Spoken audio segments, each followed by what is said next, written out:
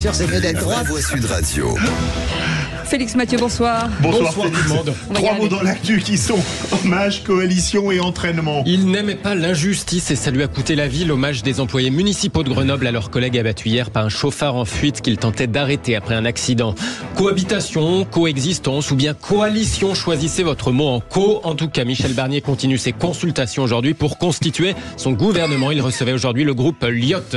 Et puis le rugbyman Hugo Radou était de retour ce matin au centre d'entraînement de Pau après son retour d'Argentine la semaine dernière. L'Argentine où il est toujours poursuivi pour viol et agression sexuelle. Les vraies voix Sud Radio. La colère, la tristesse aujourd'hui dans le hall de la mairie de Grenoble. Des agents municipaux s'y sont réunis avec des portraits de Lilian, leur collègue de 49 ans abattu hier matin.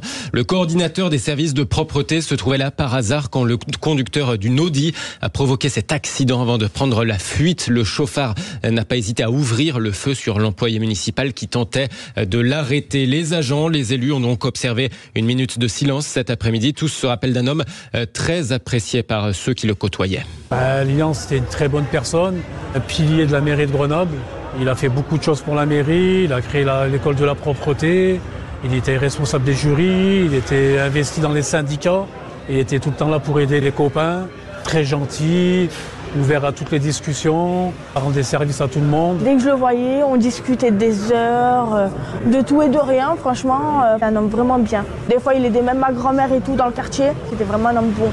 Un propos recueilli par Agnès Mariotti de l'agence France Presse. L'auteur des tirs est toujours en fuite aujourd'hui. Et on y reviendra bien sûr dans le grand débat du jour. Deuxième mot, coalition. Michel Barnier poursuit ses consultations pour former un gouvernement. Le Premier ministre recevait aujourd'hui le petit groupe centriste Lyotte. Alors attention, c'est stratégique. On dit un groupe centriste, ça ne veut pas dire macroniste. On parle de ce groupe qui avait mis le gouvernement en difficulté quand même au moment de la réforme des retraites. Emmanuel Macron a donc choisi un Premier ministre LR. Pas de cohabitation, mais une coexistence. Vous vous souvenez, nous disait l'Élysée la semaine dernière.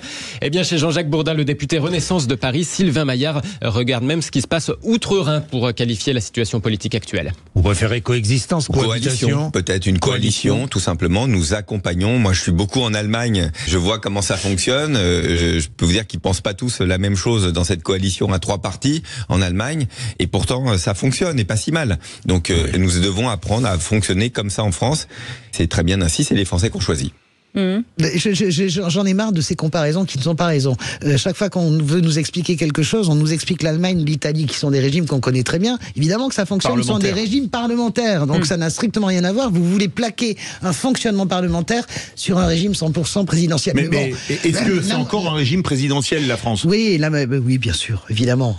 Excusez-moi, le roi est nu. Mais le roi est nu, mais c'est lui qui a tous les pouvoirs, c'est lui qui a choisi le Premier ministre. Il ne peut pas dissoudre pendant 10 mois. Mais non, mais je suis d'accord, mais enfin, il ne faut pas exagérer. C'est lui qui a choisi le Premier ministre, c'est lui qui... Comment dirais-je? Comment veux-tu imaginer ça en Allemagne? C'est inimaginable. Alors justement, sur ce choix du Premier ministre, eh bien Sylvain Maillard, donc député Renaissance, réfute l'existence d'un pacte entre Emmanuel Macron et le RN pour nommer Michel Barnier, le député macroniste qui renvoie d'ailleurs sur ce sujet la gauche à ses responsabilités. Il n'y a aucun pacte, et ça je vous le confirme, aucun pacte. Il y a eu des contacts, mais ça vous le savez très bien, pour savoir qui voterait la censure et qui ne voterait pas la censure. C'est en fonction de la réponse de Marine Le Pen qu'Emmanuel Macron a choisi son Premier ministre. C'est-à-dire que comme la gauche s'est tiré une balle dans le pied toute seule, en disant que quoi qu'il arrive, il ne soutiendrait pas Bernard Cazeneuve, quoi qu'il arrive, il voterait la motion de censure, quoi qu'il fasse, dès le début, et qu'il n'apporterait aucun député, en réalité, le centre de gravité de l'Assemblée nationale a changé.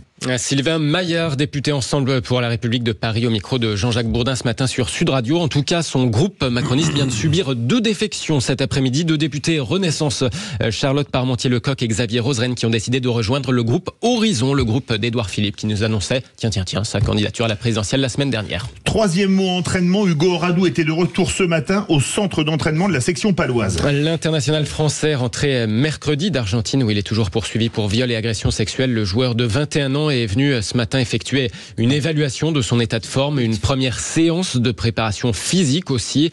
Il va suivre ensuite un travail individualisé pendant plusieurs semaines, mais en marge du groupe. Aucun planning de reprise pour les entraînements collectifs, pour le moment en tout cas. Encore moins évidemment de planning de retour à la compétition pour Hugo Radou. François Rivière, les affaires qu'il y a eu lors de la tournée en Argentine, et elles ont été multiples, c'est pas un coup dur pour l'image du rugby français dans le monde? C'est un coup dur pour l'image du rugby français, mais c'est surtout le révélateur d'une situation qui ne va pas en s'améliorant depuis des mois. Regardez sur les violences aux conjoints, sur les problèmes de racisme, sur les problèmes de violence tout court dans les stades. On voit une lente et difficile évolution du rugby. Je crois de ce point de vue-là d'ailleurs qu'il faut qu'on fasse attention même dans tous nos langages. J'ai vu l'autre jour une déclaration à propos de l'ancien joueur de l'USAP d'ailleurs qui est à Toulon maintenant, qu'il allait tenter de se réparer. Mais je pense que c'est pas le terme. On ne se répare pas. Il a juste fait une grosse bêtise. Parler de Melvin Jaminet, sur laquelle il doit maintenant objectivement faire un acte de contrition. François, mais j'ai une question. Est-ce que vous l'auriez réintégré dans votre équipe par exemple ce matin? Est-ce que vous l'auriez remis à l'entraînement? Moi, alors, ça m'intéresse. Réintégrer ça, le club ne peut pas le réintégrer. Le remettre à l'entraînement. Par contre, moi, en ce qui me concerne, je lui aurais demandé effectivement de se tenir de côté. Ça, c'est évident. En tant que président, c'est ce que j'aurais fait. Mais ça va plus loin que ça. Moi, je crois, parce que on n'a peut-être pas suffisamment de temps pour en parler là. Non, mais qu'est-ce qui s'est passé ce jour-là?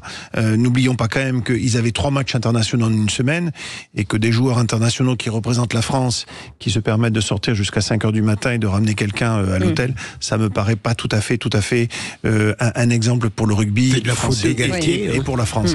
Et ça, je pense qu'il y a un vrai sujet pour l'encadrement. On le regardera avec le drame de l'Afrique du Sud pour ce joueur qui est disparu. Après, il a peut-être fait à l'insu de son... Enfin, voilà.